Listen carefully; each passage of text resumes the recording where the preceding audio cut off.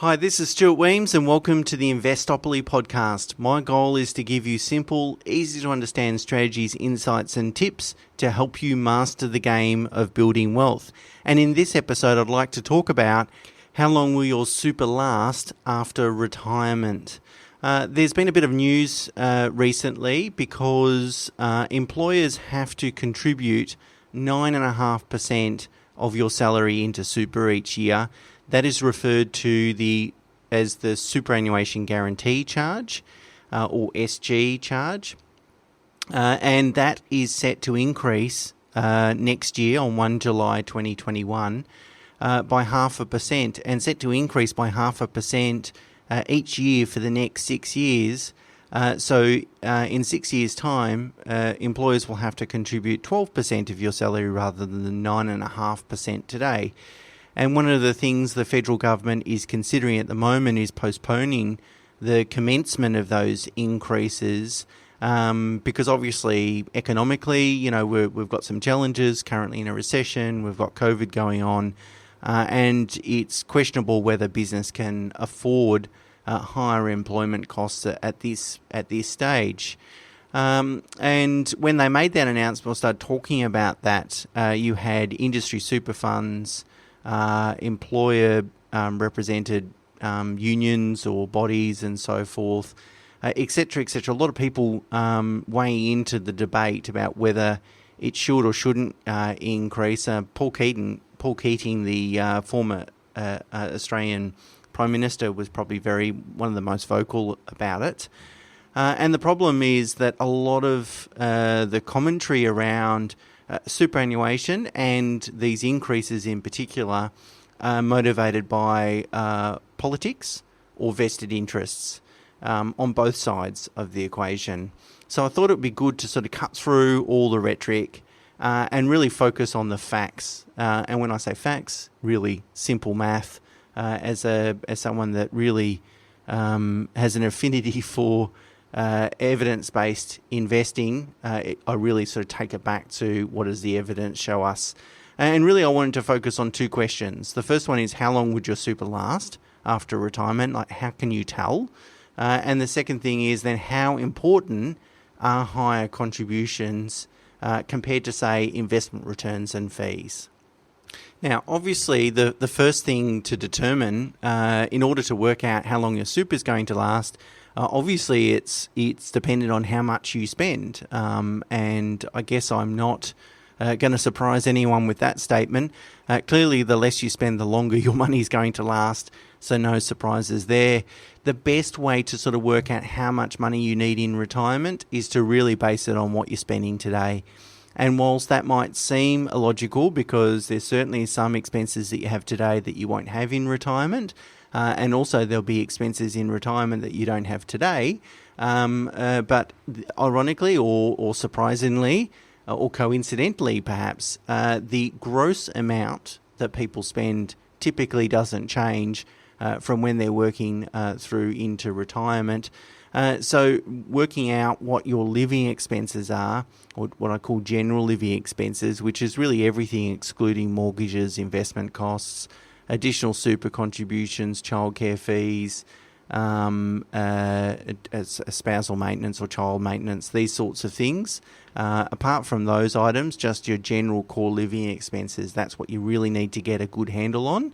And as a general, I've got a link in the show notes to a table that I did maybe 1 or 2 years ago that sort of sets out what people are mostly spending on based on a few different scenarios. But as a general rule of thumb, people tend to spend somewhere between 40 to 50% of their total family income, gross pre-tax family income, on living expenses. So if your family income is $200,000, for example, then you're typically spending between $80,000 and $100,000 on those general living expenses.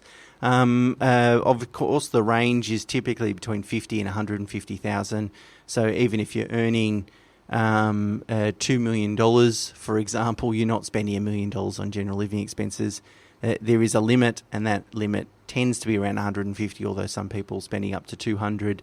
$1,000 a year. But as just a general rule of thumb, I wouldn't rely on that rule of thumb. Much better to go back to the actual data and see where you're spending, because not only that'll confirm it for you and give you confidence around the figure, but most importantly, if you don't measure, you can't manage, and you might be surprised, unpleasantly surprised perhaps, if you're spending too much.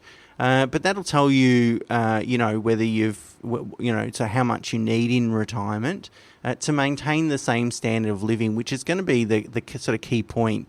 I mean, if you need to make compromises on your standard of living as a result of not taking certain steps like making additional super contributions, better to know that today than find it out when you're retired, when it's probably too late to alter the course of that outcome.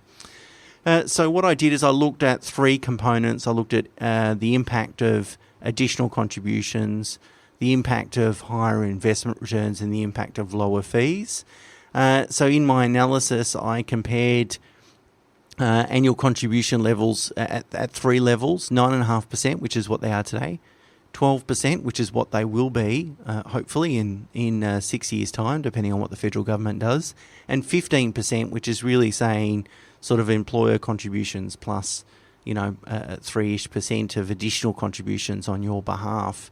And what I did is I analysed the impact based on assumed living expenses under a few different scenarios. In fact, I include three scenarios, which I'll talk about in a second. In most circumstances, where I did my analysis, contributing 12% or more per year had a material impact on the longevity of super. So in fact, for higher income earners that are in their 20s or 30s at the moment, that will be almost a magic bullet.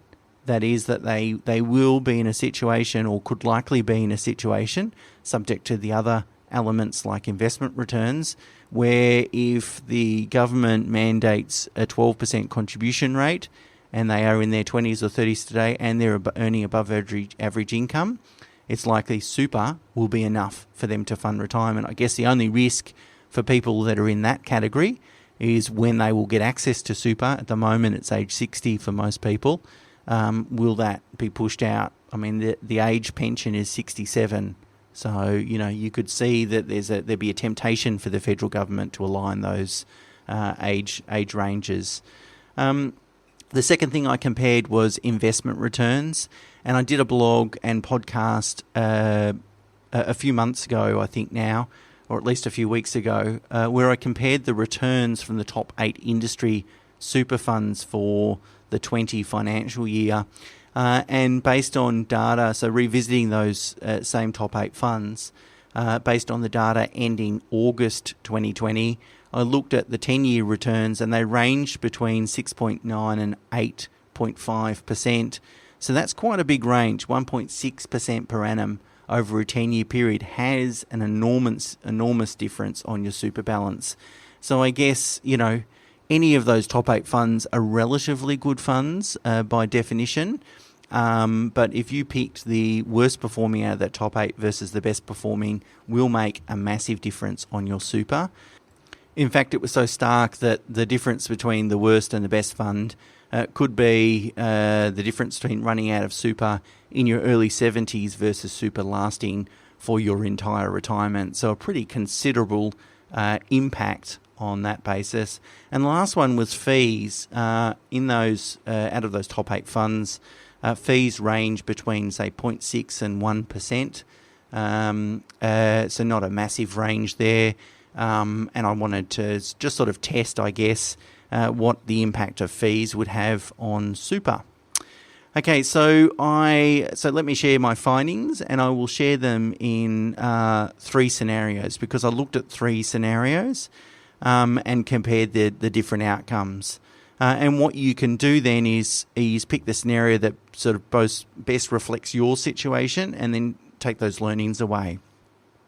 So the first scenario I compared was a situation where a family has minimal surplus income, so therefore little capacity to make additional super contributions.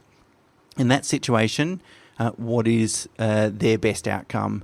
So my assumption was a total family income of $150,000 and general living expenses of $75,000, so spending 50% of gross taxable income. The number one factor for this cohort was ensuring they maximise their returns. So in doing so, Superwood is projected to last well into their 90s, which I think you would argue is a pretty good outcome, and particularly since they don't have a huge capacity to make additional contributions, and doing so doesn't really massively change the outcome unless you expect to live to 110 years old. Then really focusing on making sure you're at the right fund is really important. And just as a side note, of course, that the right fund won't necessarily be the right fund for the next 30 years. So I guess it's a point of really revisiting on, if not every year, every couple of years, just to make sure that your fund isn't underperforming. And the challenge with that, by the way, is that you can't expect your fund to be the top performer each and every year. That's just not going to be the case. The alternative to that is not investing in industry fund, is picking a rules-based, evidence-based approach that is proven to generate better longer-term returns. But that sounds like a bit of a sales pitch, so I'll put that aside. The second scenario that I compared is a scenario where the family had a higher income and average expenses. So there I assumed a family income of $230,000 and general living expenses of $95,000. And it's really important. In fact, you can see in the chart that I've included on the blog and the website how sensitive investment returns are for this cohort. So making additional contributions, however, was important too. And so I think with this cohort, what I learned, or what the takeaways here, is that you could use two strategies to make sure that you're not going to run out of money inside super. That is, making additional contributions as well as ensuring your super performs well. If you do both those things, you only need one to work. And if one works, then your super is going to run out at age 115, based on my projections. So, if you think you're going to live beyond 115, I think most people would argue being overly optimistic. And the third scenario that I compared was people on high income but also high expenses. So there I assumed a family income of $340,000, but living expenses towards the upper end of that range that I provided you at $150,000. So work hard, play hard kind of people.